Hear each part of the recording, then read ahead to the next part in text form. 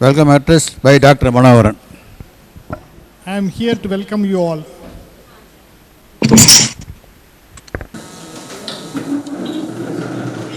Years ago, I was about to come here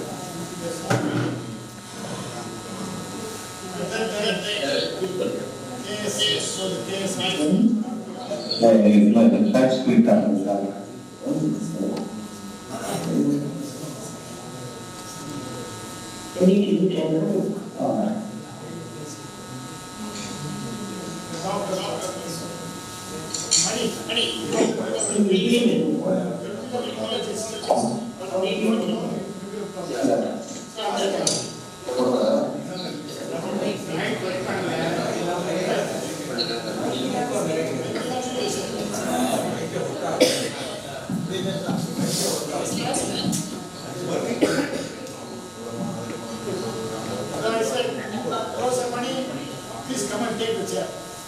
He came, took the chair and returned. Today I was wondering, should I say, Krishna Rivasam, please come and take the chair? That should not happen. It was in the mind. So, let me be on the side. I welcome you all on behalf of Dr. Ramesh, Mrs. Ramesh, and staff members of Harley Rram. I welcome those who are in honor, Murugan, Amachandran, Shasadi, Panagal Selvam, you all know, he worked in Iran, West Indies, UK, now settled in India. On behalf of him, this is my invitation. Anybody who wants to go to Guatemala, please make of his residence. He will be a very good host. Many of the West Indies players, like Brian Lara, they were all guests of him. The cricket team was welcomed by him and he has nothing more to say about Harley Rram because everybody know him as a class leader, General Secretary, who was always, in spite of his magnanimous body, very soft spoken and Pushpalada, silent achiever. I welcome you all. And before I leave, this is my advanced greetings for Christmas and New Year. Please give me a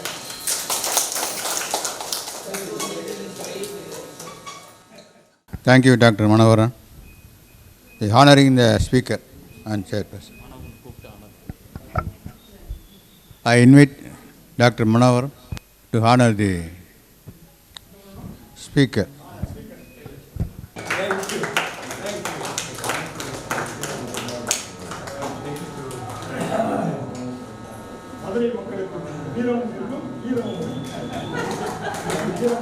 Okay, I hope you will give me a couple of minutes at the end of it to give my things. no problem. Thank you. Guatemala is famous for the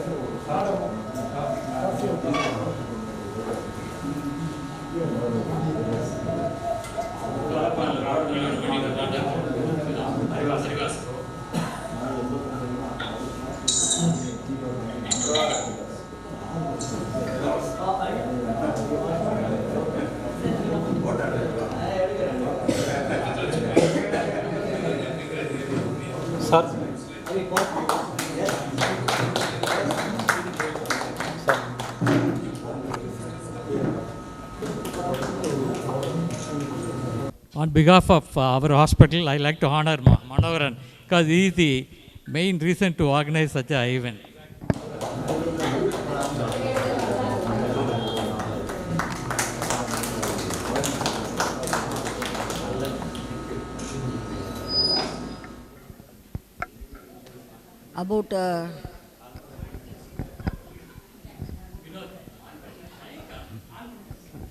About Dr. Panagal.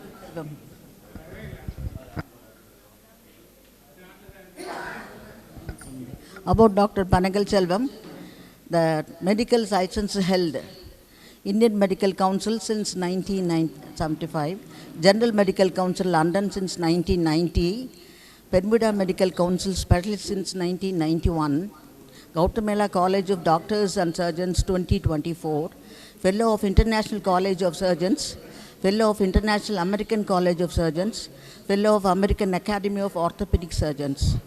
His education, MBBS, 68-74, D Ortho 75-77, MS Ortho 1975-1980, MNA MS Ortho 1991, MCH Ortho Liverpool University 1989, and MS USD Ortho Sorry to disturb you, 2024. Pushpalata, 1 minute. Someone is on the mobile. Please switch off the mobile. So that's why there's a double voice.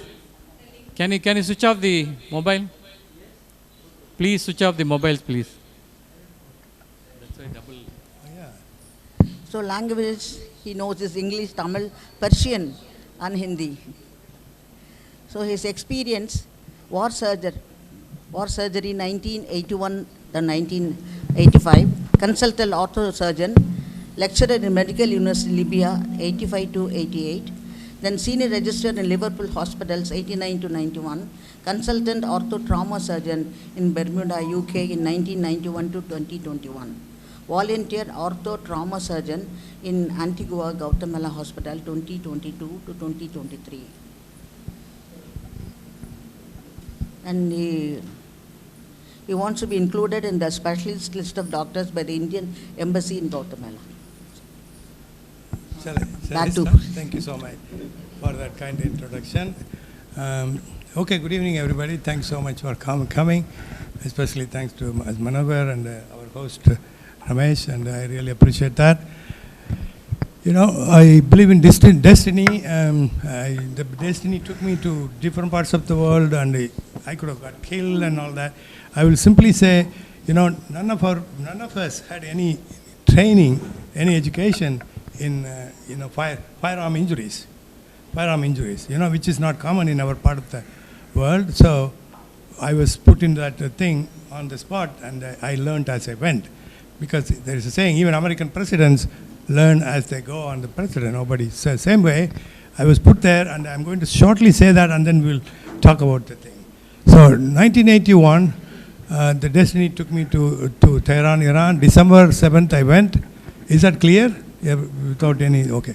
December 7th I flew to Tehran because they asked me come, and I accepted it and went. War was going, and they sent me to a place called Elam, and I will just show you that. And so the day I went to the hospital.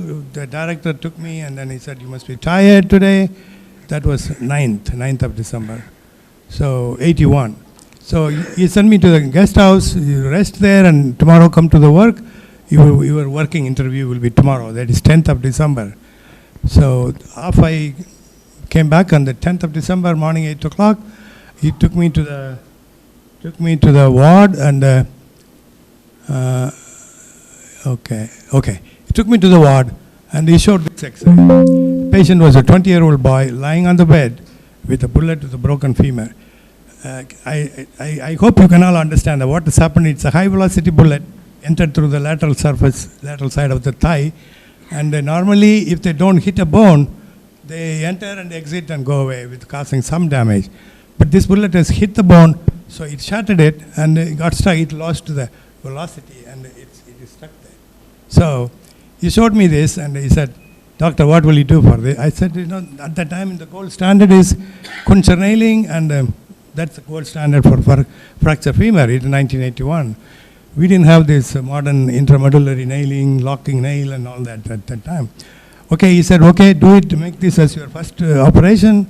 And then he took me to the next room, and this girl was like this. She was a 13-year-old girl with a club foot, neglected club foot. No treatment was attempted because she's from a village, poor girl, and they didn't have any resources. So he took me to this girl, the next room, and he said, "Doctor, can you do anything for this girl?" I said, "We can do it. We need to do a 2-stage operation.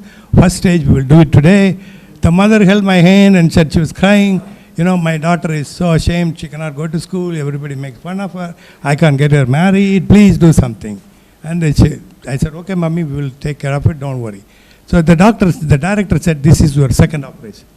So if you do this too, that's more than enough. So go and start it." So he took me to the OR. I don't know, my first day, I don't know Persian on that day. It took me about 6 months to learn grammatic Persian. So it was all mostly sign language, and we went to the OR and started the femur first. The anesthesiologist was a lady doctor, and a nurse. That is the help. No assistant or anything like that. Okay, I had 6 years, 2.5 years in Vellore, 3 years in PGI Chandigarh, and 6 months in Kilpauk Medical College before going to Iran. So I have about 6 years of orthopedic experience, but I would have done a lot of Kuncher nails at that time. So we did that first case, and it off. Patient went off in about 1 hour, and then they brought her, and because of the foot surgery, she was given a spinal anesthesia, and she was awake, and okay, ready, everybody ready. The nurse even gave me the knife, and I took the back of the knife. I was going to mark my incision, and then she told me, the anesthesia told me, stop it, doctor, some drop in blood pressure, so I will fix it, push some fluids, and which it did. I put the knife down. I'm holding like that. It was 10th of December morning, about 11 o'clock. It was blue skies, but full of snow. You know, that place, it snows for 3 months. So that's it. Pandemonium started at the time. The whole thing shook, and the window glasses all broke, and the whole thing is shaking. And the anesthesiologist and the nurse ran out screaming under a big table or something like that. I am just holding a scrubbed hand, and without making me unsterile, I said, Doc, what's going on? Is there an earthquake? Because I heard Iran is prone for earthquake. My day one, you know. So they both said, Doc, you don't know that. We have seen before, our city is being bombed by airplane, fighter jets from above. This is what is happening. So about 10 minutes of pandemonium, the guys are trying to shoot those planes from ground, and then the planes making, they come down, they break the jet and the sound barrier, everything shakes, and they dropped bombs, and then all of them went away. Then I said, after 10 minutes, these two people came. I said, can we start the operation? Then the anesthesiologist and nurse laughed at me and said, you must be kidding. You don't know, some 10 bombs have been dropped in the city, so we are going to get hundreds of wounded people, so we can't do this elective surgery. So they brought a trolley, put her on it, and they sent her away. I thought, what a bad luck, 13 years, there's nobody to do anything. Today she's got a spinal anesthesia. So this is how my day one started. And then they said, go to the emergency room, and you see everywhere full of wounded people, in the floor, everywhere. And we had a good emergency department with Filipino nurse, Filipino doctor. So they took an x-ray and put some dressings, and the IVs are going, and they said, go and triage it. My director came and told me, doctor, extremely sorry, I saw you were operating. I'm going to write a great report about you, about the working interview, but this has happened on the day one. Do whatever you can. Nobody will say anything, because we are the only hospital, we have no other place to send anybody anywhere. So do whatever you can, as much as you can. And he went away, he's a gynecologist, okay. And then I triaged all the patients, 50 of them, told the nurses, all the small, tiny wounds with shrapnels, put a betadine, dressing, antibiotic, painkillers, send them home, tell them to come back after a week or 10 days after this calamity is over. So there were about 12 or 15 patients that needed attention with big wounds, compound fractures, and things like that. So I put the number 1 to 15 and then went into the room. We had 2 operating rooms side by side. We had all the basic equipments, 50 beds, only orthopedic, general surgery, gynecology in that hospital. So I started operating, and in between they will bring me coffee, some food, there is a bed there in between. You go and lie down for some time. So that whole day, that whole night, next day, next night, and the third day, I finished all of them. And then I went home.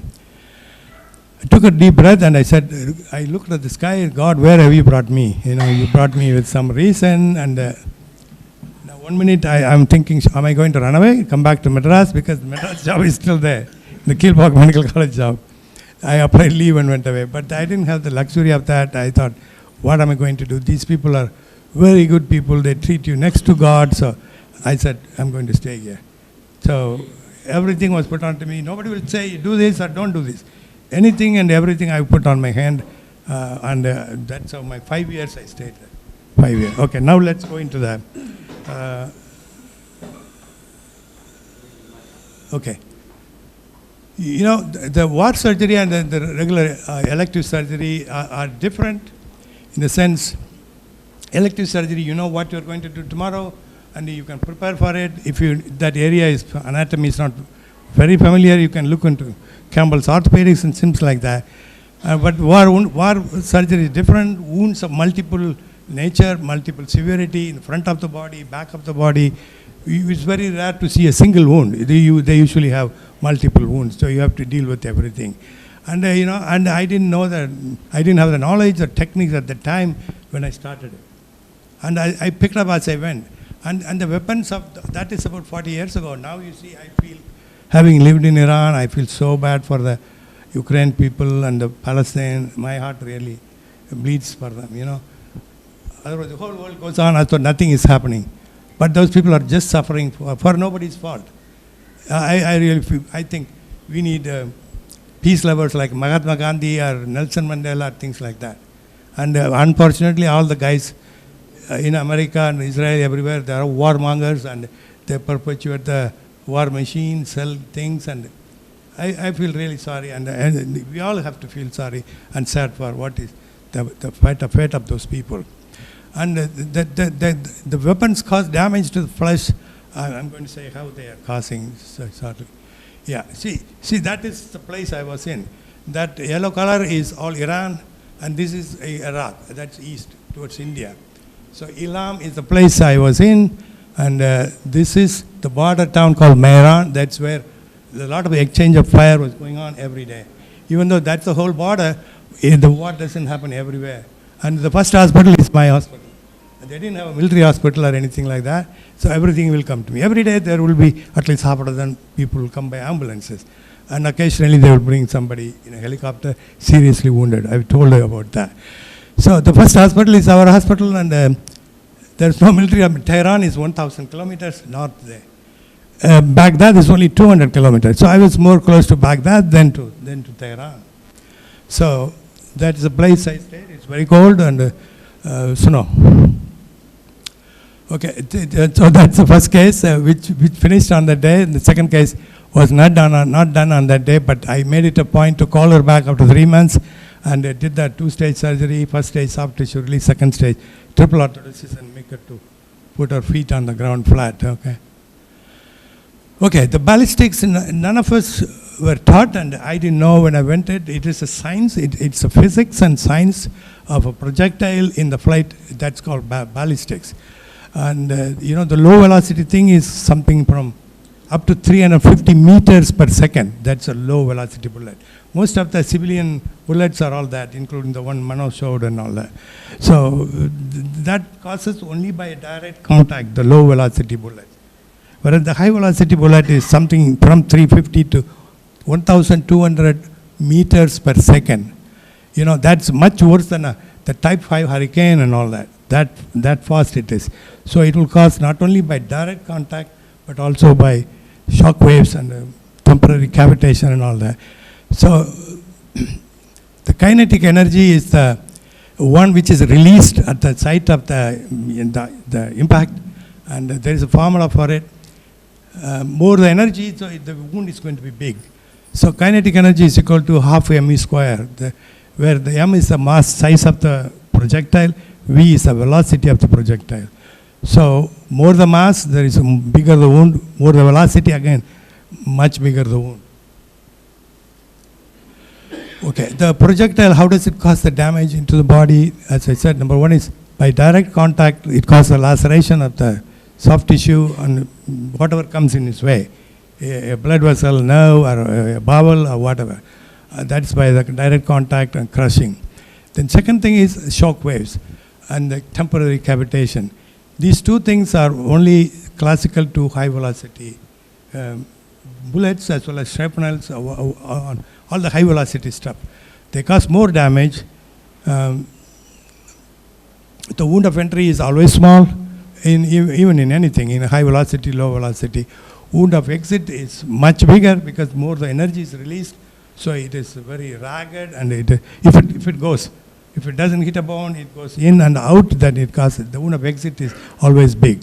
And the wound will be much bigger if the bullet or shrapnel starts tumbling, more tumbling instead of going straight like that, more tumbling, more bigger the wound.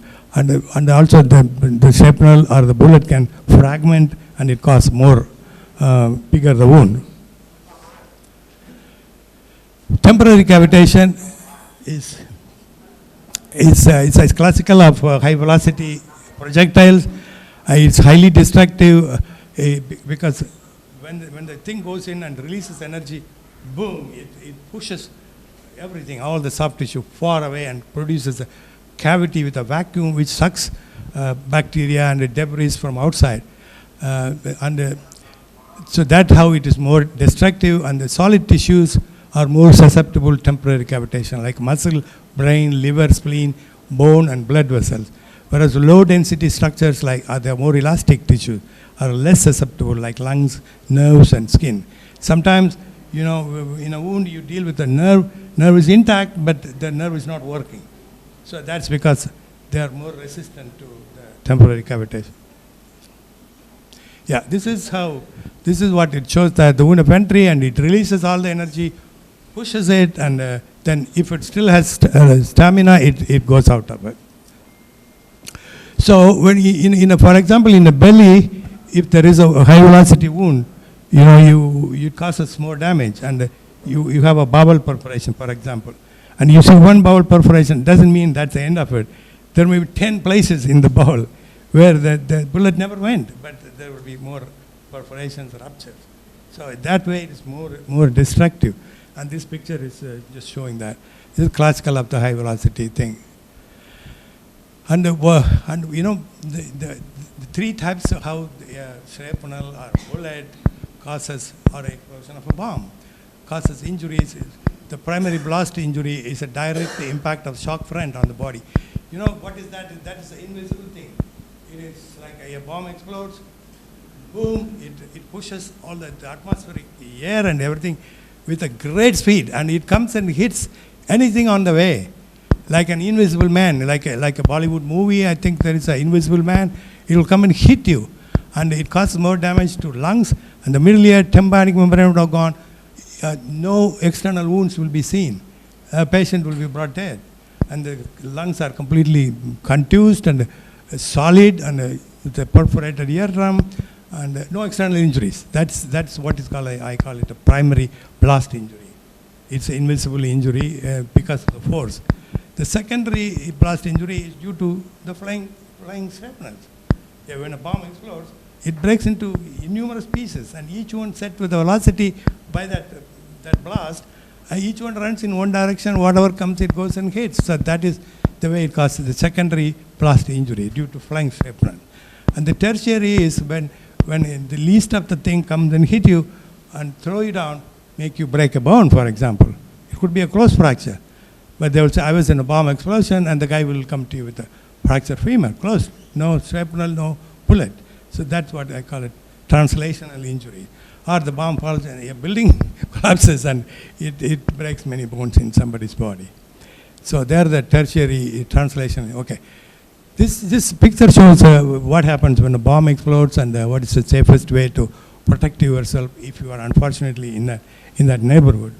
So as a bomb explodes, first thing is the primary blast goes, shock wave produces, it just goes, and as the picture says, there is an incident pressure which comes down. So the best way to protect yourself, if you are anywhere around a bomb area, lie flat on the ground, put both of your hands on the head. Wherever you are, just lie flat. Not behind a wall or behind a house. Don't stay inside the house when the bombs are being dropped. Because if you bomb may not do anything, but the building may crush on you and kill you. So I've been in a situation once. My ambulance driver was taking me on an ambulance to get some instruments on the road, and suddenly some 10 airplanes come out, and then the ambulance driver just stopped it and then said, come on. He pulled me out, and we both lie down on the ground with my thing, and we were seeing all the airplanes hovering around and dropping bombs. Luckily, nothing fell close to us, and then we got up. So that is the thing to do if you are in the neighborhood. Manohar, is that okay? I'm not fast enough? Faster? Okay. And the mass movement of air, that's what I was telling, that's a primary blast injury. When the air comes and hit you, that thing is very destructive. It produces pressure 700 kilopascal. That's a unit, and the thing is measured. A hurricane of 125 miles per hour, it only produces a 1.725 kilopascal force. So then imagine 700 kilopascal, how it is, how powerful it is, how many times powerful it is. So close to the explosion, the body is just mangled, and they will, you don't see a shape of a man or woman. I mean, so it mangles into a heap of flesh, and they will bring it in a black bag. The only way to identify is the metal thing they wear in the neck or the bracelet with a name. It's such a destructive. There's no body at all to see. It is just a heap of flesh. That's what causes close to the explosion. And as the distance goes, lesser levels, it just breaks the body into multiple pieces, and least level just blow up the hand or the foot, and then are the translational injuries. I'm going to show one of each. Bullet wounds, once they used to be thought that they are sterile because they release the heat and things like it. Not so, because of the temporary cavitation, it sucks outside air with the bacteria, debris, whatever, into that. So it is not a sterile thing, and it should be known. Okay, this is not very important. Most of the commonly affected part of the body in a war is the lower limbs, and then of course the upper limbs. Not all the patients will have fractures. You can also have chest soft tissue wounds without a fracture if the shrapnel was tangential to the body, you know.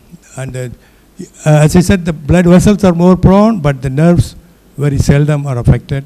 And even though they may not work, the nerve function may be absent, but they will recover. It will take a long period of time. Some patients had associated injuries, abdomen, chest, and all that, along with orthopedic injuries. Our general surgeon will deal with me simultaneously. Okay, this is just to show the type of. The one on the left is the high velocity, and the others are all mostly low velocity. This one is used for helicopter gunships, and you see the size difference. So much TNT inside the base, so it will obviously be very powerful, causes a bigger wound. Okay. See, that was me in 1981 in the middle guy, and these are the bombs that were dropped from the airplane in our city. They were defective bombs. Thankfully, they didn't explode. So we brought it and diffused it and kept it like a souvenir in front of the entrance to the hospital with the security guys. So I read the things, whatever was written, they were all Russian-made bombs. So I was told about 10% of the bombs dropped from the airplane, they failed, thankfully, okay?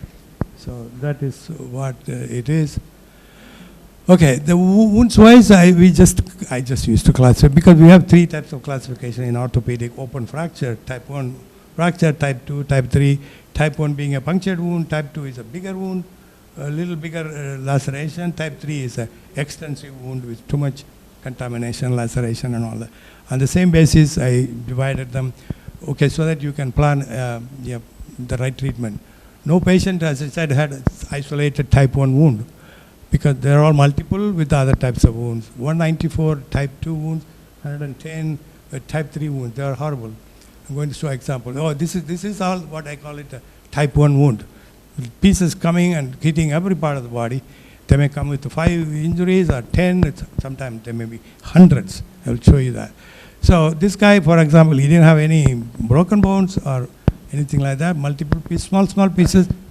You can't go and remove all of them at the time. You just have to clean them. Betadine is a real thing of choice for me. You can pour it into the wound and prevent an infection from happening.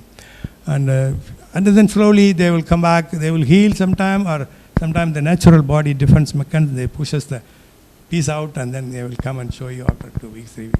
Doc, this came out of this and all that. So this is the type 2 wound. A big shrapnel ran tangentially like that, and see, bigger the wound and a lot of laceration, skin loss and all that, but not much necrosis, you know. So, okay, this is the type 3 wound. See that? It's mangled, but his hand was working, so you can't cut it off. So I used to make 1 bone forearm, put rods. The only way to fix them is put rush rods inside either whichever bone is better, radius or all that, and try to. Yeah, this guy, you see, this is the medial 3 toes of a foot is gone along with that. So he still has got a heel and the middle foot and the lateral part. I could save that foot. Yeah, this is somebody walked on a mine and the whole foot is gone. And he comes like that. All what you can do is you can do an elective revision of that, the below-knee amputation, so that a stump can be, the artificial leg can be fitted, okay? So the casualty management was very, I have never been to the war front myself, but I understand there was a sort of field hospital where all the patients are brought in first, they put on an IV drip, saline will go, and painkillers and splint. If the bone is broken, they splint it with a metal splint. You know, all those, they have a sterile dressing with a pack, you can tie it up over a wound. I mean, a lot of them I've seen made in India and all that. So it's a sort of multiple countries businesses, you know. So when a patient comes to the hospital, I try to do within an hour of arrival, we start antibiotic, take him to the OR, and you know, Foley's catheter to know the urinary output, tetanus toxoid, and gentocloxacillin antibiotic for about 10 to 14 days, depending upon the wound. X-rays of the regions were taken, and leg is the most common thing, and the thigh, and aggressive resuscitation, avoid the renal failure, early and quick surgery, tourniquet, I never used tourniquet, wound excision by the time to see, I call it wound excision. It's, you can call it debridement, so you have to excise the wound. You cannot clean a wound like that. So start with skin, and then the fat, and then the muscle. You know, you have a forceps on your left hand, scissors, and then, you know, like, just take a, like taking a piece of the surface of the wound. That is the only way you can avoid the infection and get it clean. And then, of course, jet lavaging, and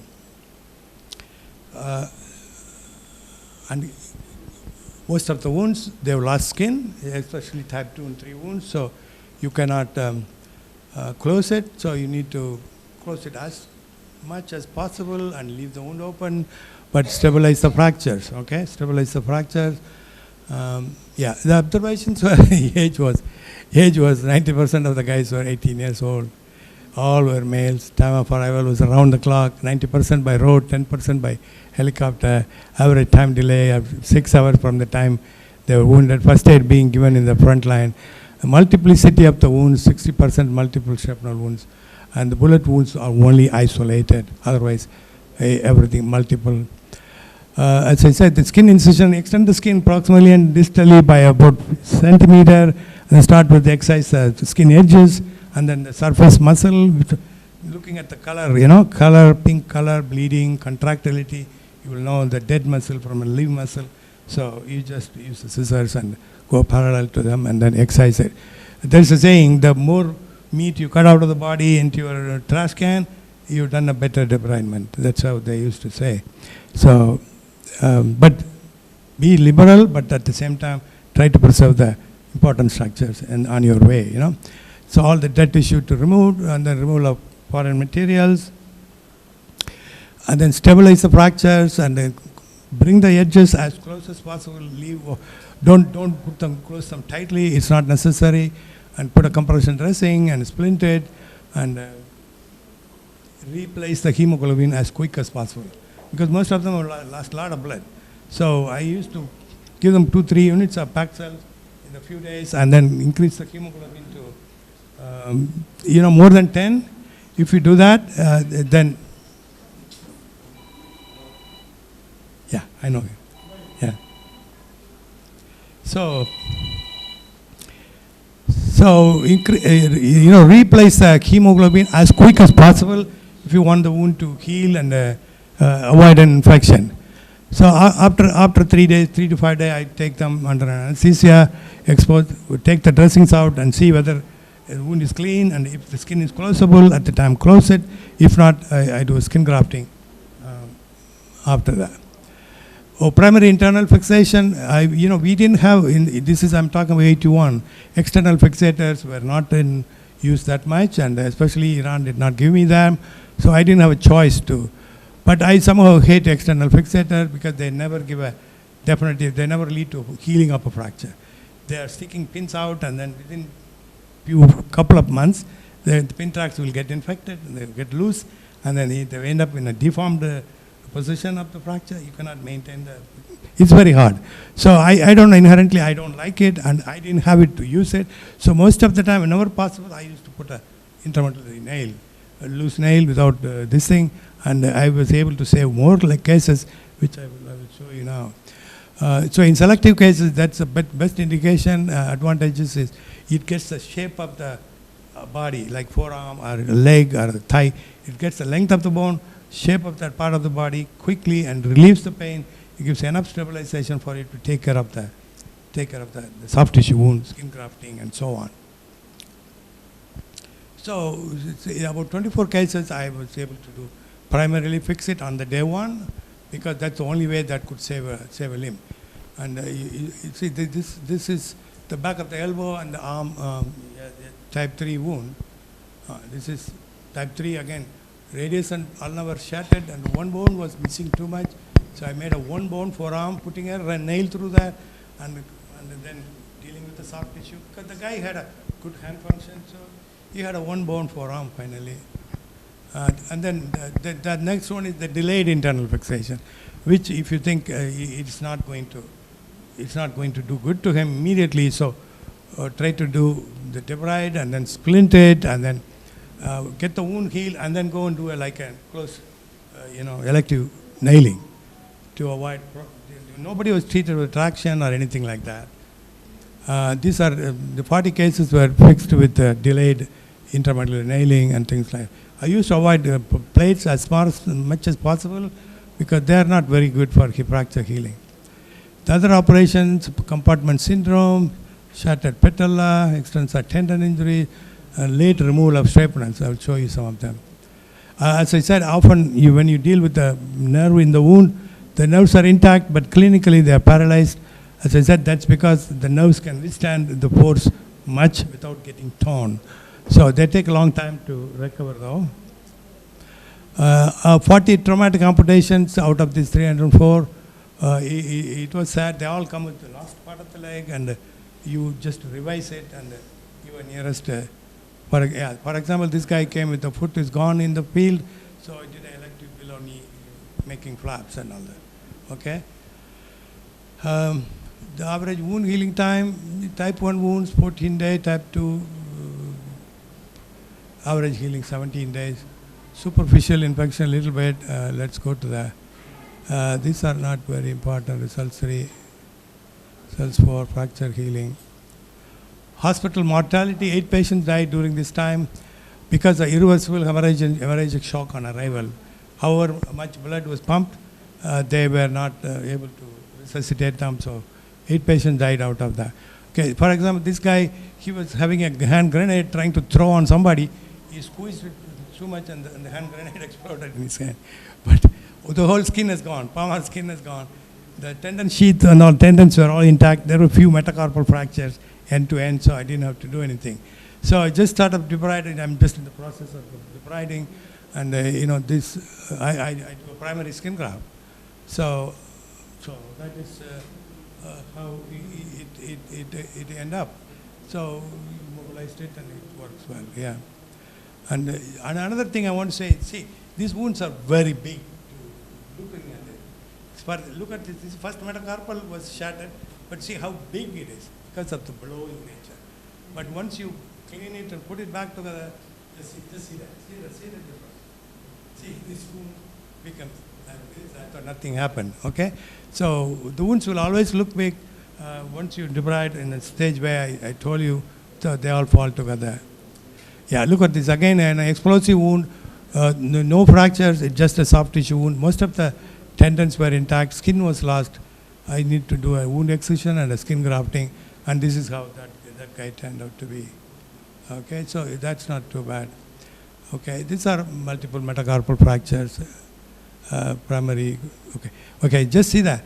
This guy has got about 4 or 5 shrapnels. You think it went in as like a four shrapnels? No, only one shrapnel went in, and it hit the bone, it released all the thing, and in that process it also broke into 4 or 5 pieces. And it broke the femur, and he ended up there. There was no wound of exit, only wound of entry. The shrapnel itself is blown into 5 pieces, and it broke the femur. Again, you can't go on searching them when you do the nailing. Whatever coming in your way is to pull it out, wash it. The rest of the thing, you cannot go and keep looking for it. Okay, this guy again, forearm, it is type 3 shattered radius and ulna.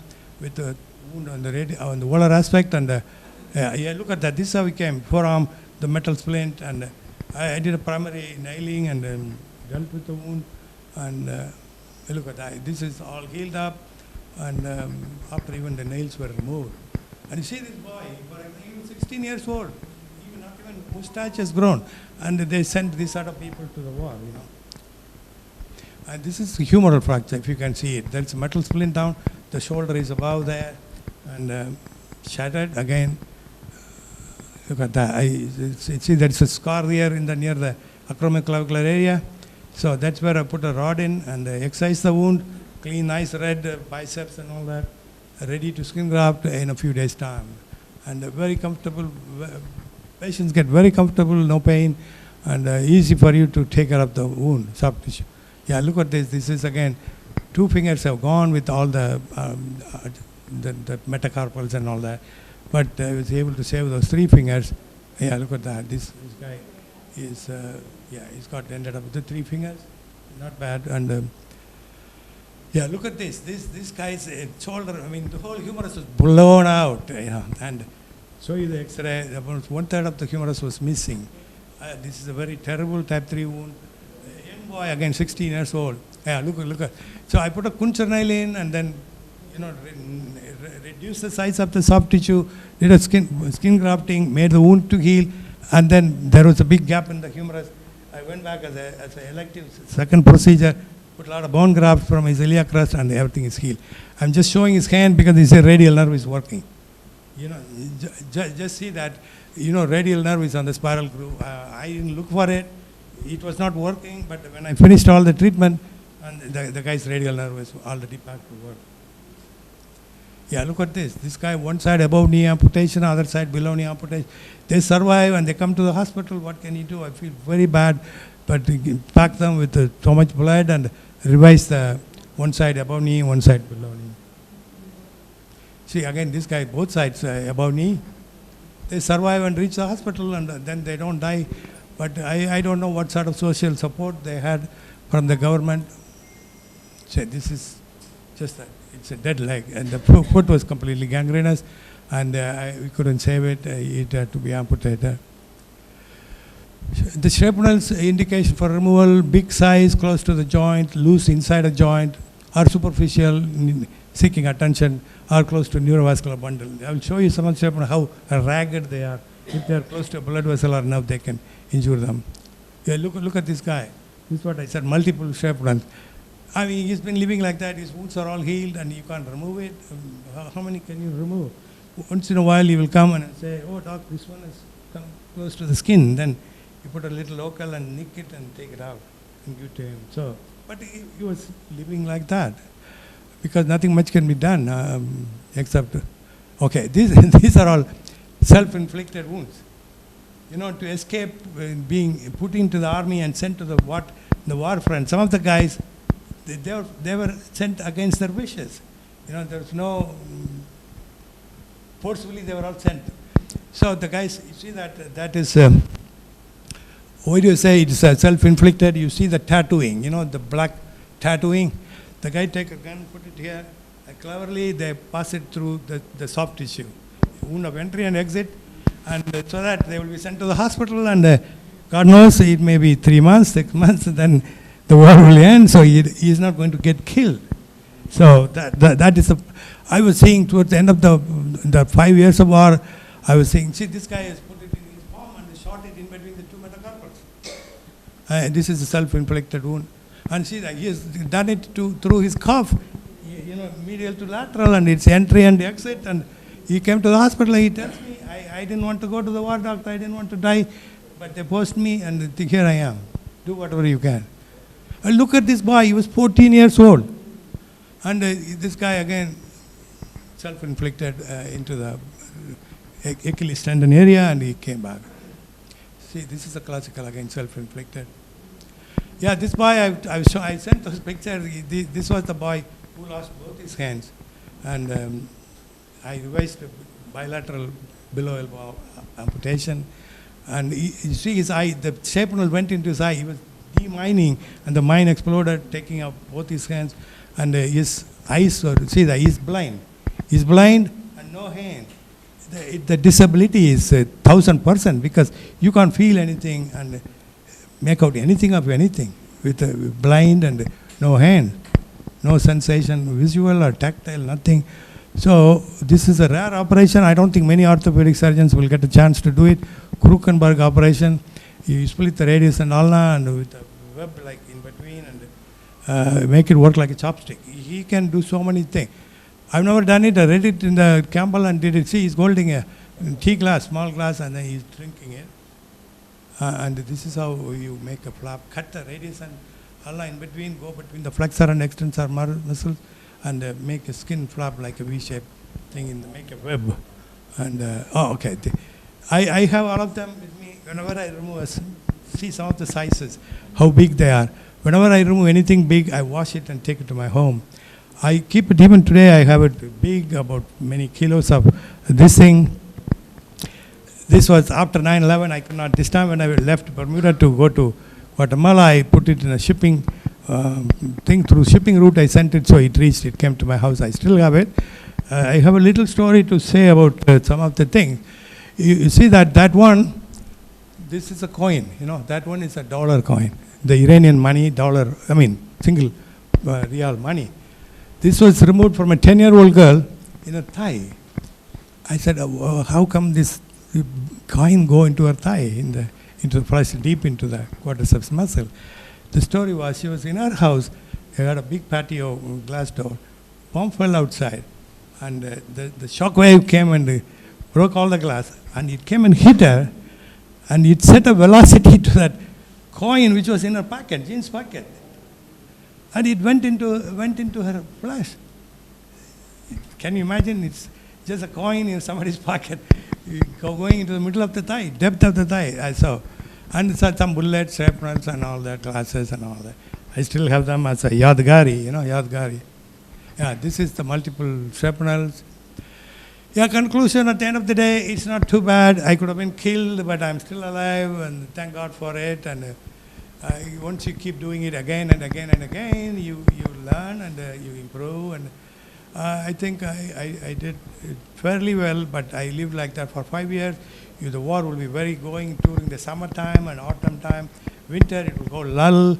I wanted to see the end of the war and then leave, but then I couldn't. So from 81 to 85, I survived. And at the 85, Saddam Hussein gave a big push and he was bombing like hell. And my house was bombed. One bomb fell on the hospital, and I was drained physically, mentally, emotionally, everything. So I wanted to leave. I gave a resignation. They won't take it. They say, Doc, we'll take you to an area of Iran where there's no war, so you won't be there. I said, no, I'm not doing that. The only place I know is Islam. The people are so nice. They won't let me walk on the road. I never had a car. From the house to the hospital, if I walk, the first car that's crossing on the road will stop and then say, Doc, come into the car. Where are you? You shouldn't walk. You are our guest. Like that. And every other day, somebody will come and call me to their house for dinner. So such nice people, civilized people. The people in Dubai, Abu Dhabi, and Saudi Arabia, Kuwait, they're all morons. They are got sudden money just like that. No history, no civilization. This Iranian civilization is as old as Indian civilization. They're very good people. Yeah, they will tell me, you are our guest. We can let you walk. Come in. So this is how, that's what made me to stay up 5 years. And then I left with the help of the Indian embassy. I went and pushed them. And the last time I left was, you won't believe it, Saddam has said the whole Iran airspace is war zone. So all the commercial planes stopped. So, but Iran Air alone was to save their dignity. They were running one plane to Bombay, Iran Air, Tehran to Bombay, one, Tehran to Dubai, one. All the other airlines stopped. So at that time I left, and the plane which took off from Iran Air was escorted by fighter planes on both sides. Until they left the Iranian airspace, they were guiding this civilian aircraft. I was seeing through the window, I'm seeing this is fighter jets escorting this plane. So that's the time I left. And then 86, I don't know how much you remember. 85 I left, 86, there was a big mistake happened. there was Iranian airliner flying from Tehran to Dubai in the Persian Gulf area. The pilots were not able to communicate. The American the destroyer was there in the Persian Gulf, and they were seeing this airplane. They thought that it was a hostile airplane. They tried to communicate.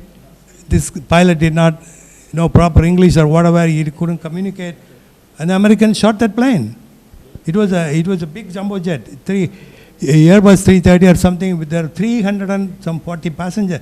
Majority of them were Indians, Indian doctors, because they are the only Indian foreigners there at the time. So the plane was shot down, and that brought the end to the war. Nobody won the war, neither Khomeini nor Saddam Hussein. It was a ruthless war. Iran is 40 million people. Saddam had only 10 million people. But America was supporting Saddam at the time because they didn't want Iran to succeed. So they were supporting him. And he was already getting Russian support to Russian bombs and all that. So this war ended in a stalemate, 86, after shooting the plane. Nobody won, but then after that, that made Saddam Hussein more stronger. He went and took over Kuwait, He walked into Kuwait in 1990 or something like that. And that's when Americans woke up. Okay, we have made this guy more stronger. We have to go and arrest. And then they went on the war with the Gulf War, first Gulf War. George Bush, the first father Bush. He went in and, they finished him up and he ran away. So it is still going. I pray every day that the wars should end in this world, but it's not happening. I hope it was not boring. I watched this.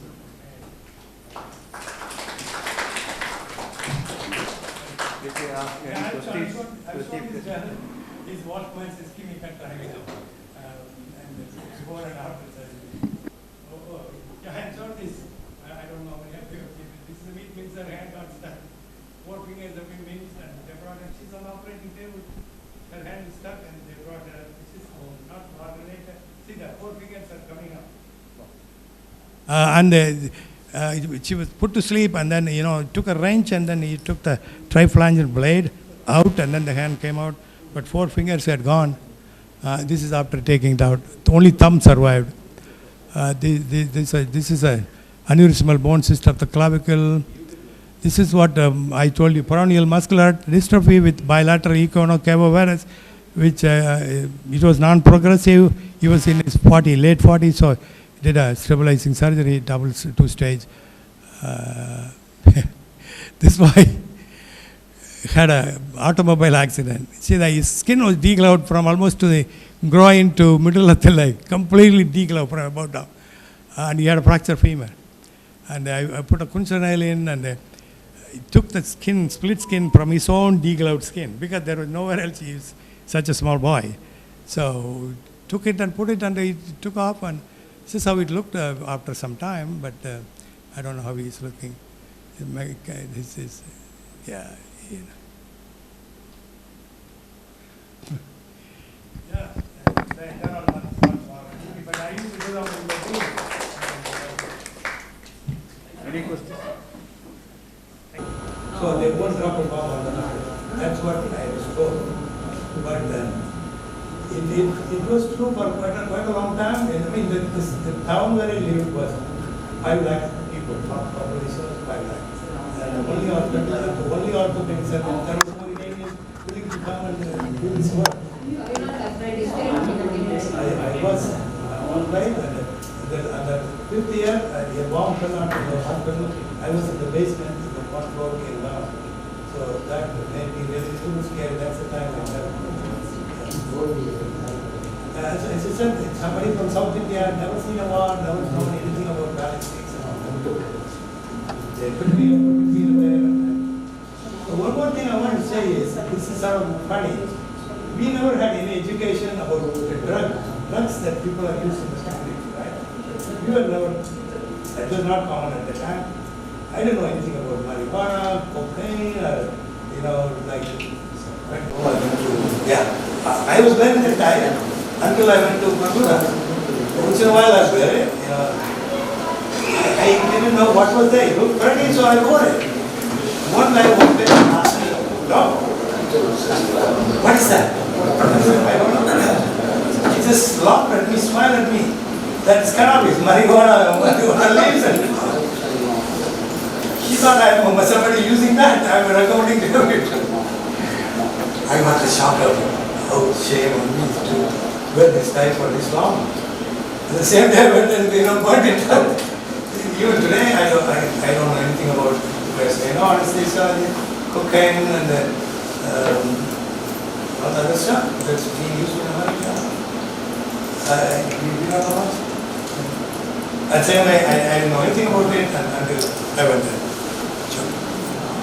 For those who are on Zoom, if you unmute your mic, we can hear from you. And Panagal is at your disposal.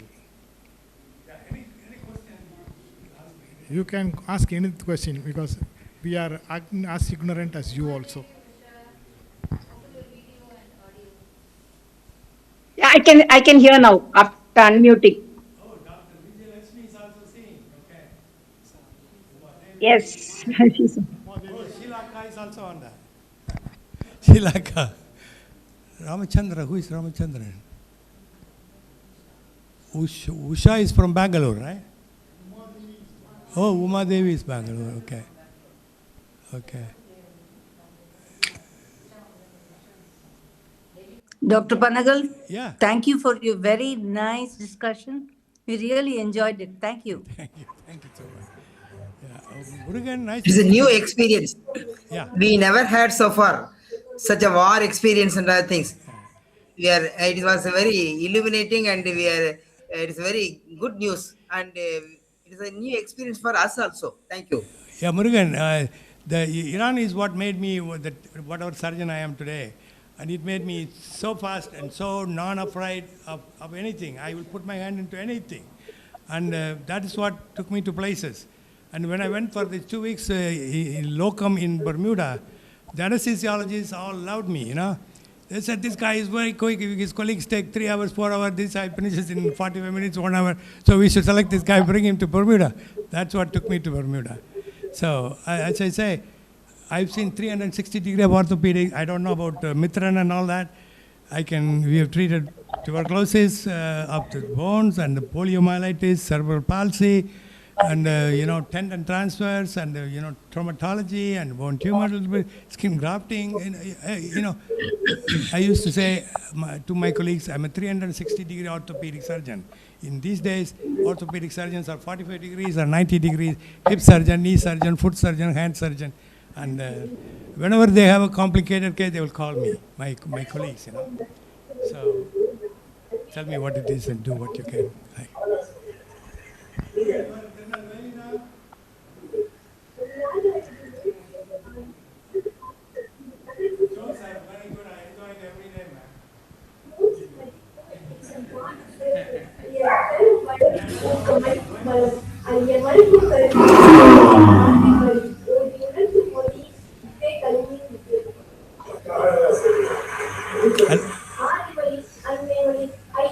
Thank you, everybody.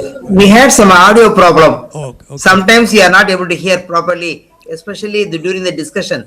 Your speech was very good, but during discussion we were not able to hear properly. That's the problem. No, that's because it was a war zone. Possible. Teething problem, pa. Teething problem.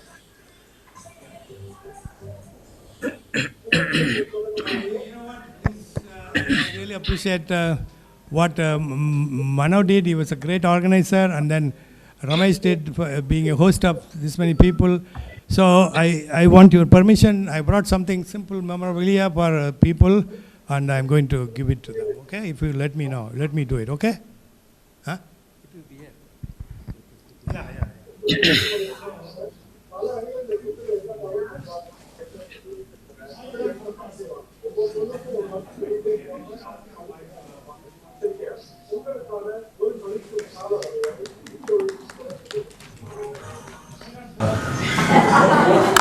And then I have a shawl, pashmina shawl, two pashmina shawls, 2 bags, and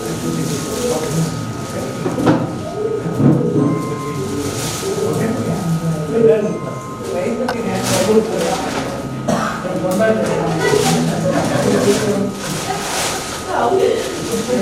this is one I have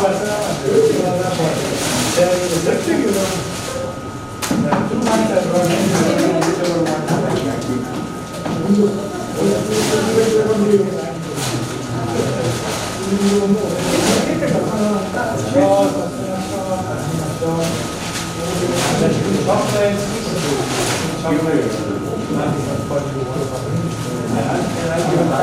then this is for my special friend, Suri Prava, because he's come all the way being a introspect, he will come to see this meeting and I want to put it around. I'm happy because I want to bring it to everybody, but you know, I don't allow me to do that.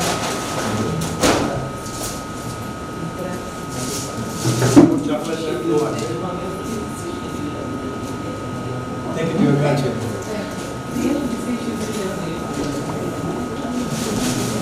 You know what? You won't believe it. I came from Guatemala to Dallas to Japan to Bangkok to Colombo and Colombo to Madurai. That's what I was supposed to do. I came up to Colombo and the Colombo to Madurai flight was cancelled. And if I had stuck there for one day, I would have been able to come here. So I told them to send me to Madras. The Madras flight was coming, so they flew to Madras yesterday. And I thought I can find another flight coming, but there was no flight from Madras to Madurai yesterday. So I stuck in a hotel there. Today morning, 6 o'clock, I left Madras, came to Madurai 7:15. Went to Arcocote, went at 8:15, I reached Arcocote, 10 o'clock, went to the Arcocote meeting. You know that we, our SPK High School, 67 people, Surendran, me and all that. We went back, we had a meeting and then finished it and I came here at 2 o'clock. So I've been sort of on the move and today I need to have a glass of wine and go to sleep. Possibly. If anybody wants to give me a company? Ramji, hello, Huh? Ramji. Ramji wants to scold you. Ramji, America. Ramji, how does he look like? I cannot remember his face. Sivaram. So what's his name? You are not in the line. Here.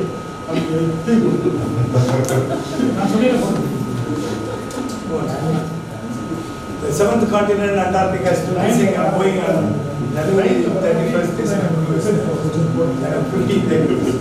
Starting from Buenos Aires. So I will fly to Buenos Aires, get to the boat, go around Antarctica and come back. Auckland Islands and then looking forward to that. And then of course I'm going back. I don't know why you are not. But I'm thrown in comfort and God made it possible.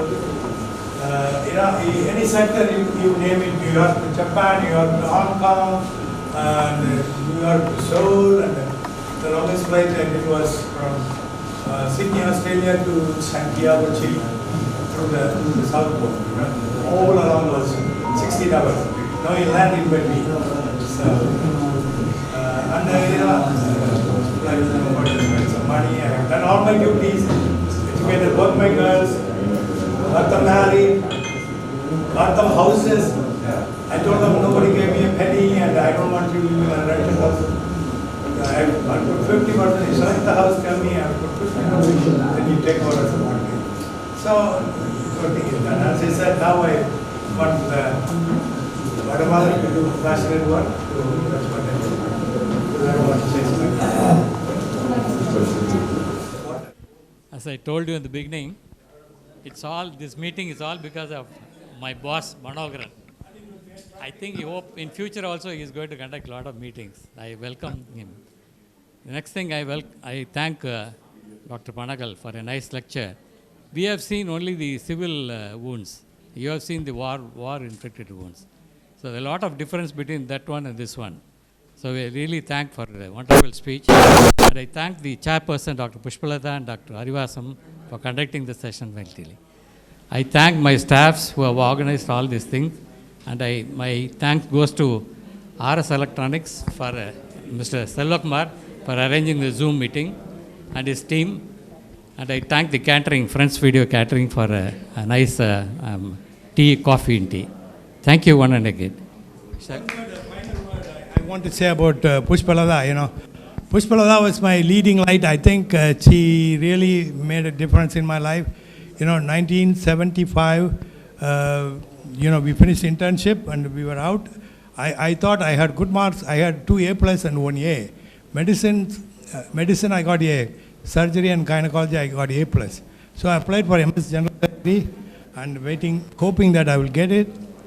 I didn't. So April I got really disappointed. I was, directionless. I was sad, depressed and all that. One of the days I just bumped on her, I think. I told her what happened to me and she said, "Doctor, don't worry, you apply to Vellore. Vellore is good.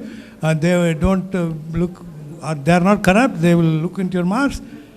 I didn't know anything about Vellore. And she was already starting there. In April she started, April 75. So she had been to Madurai for some holiday or something. That's when she told me. And I immediately applied. I sent just papers over there and boom, they said, "We have selected you for DRTO, a stipended post." They were giving me 1,000 rupees per month as a stipend. So my whole life changed after that. So thank you so much for guiding me that.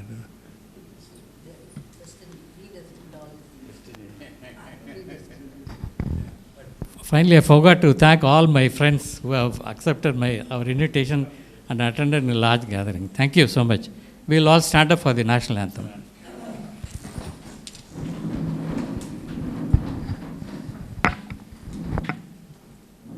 जनगण मन अधिनायक जय हे भारत भाग्य विधाता पंजाब सिंध गुजरात मराठा द्राविड उत्कल गंगा विंध्य हिमाचल यमुना गंगा उच्चल जलधि तरंगा तव शुभ नामे जागे तव शुभ आशीष मांगे गाहे तव जय गाथा जन गण मंगलदायक जय हे भारत भाग्य विधाता जय हे जय हे जय हे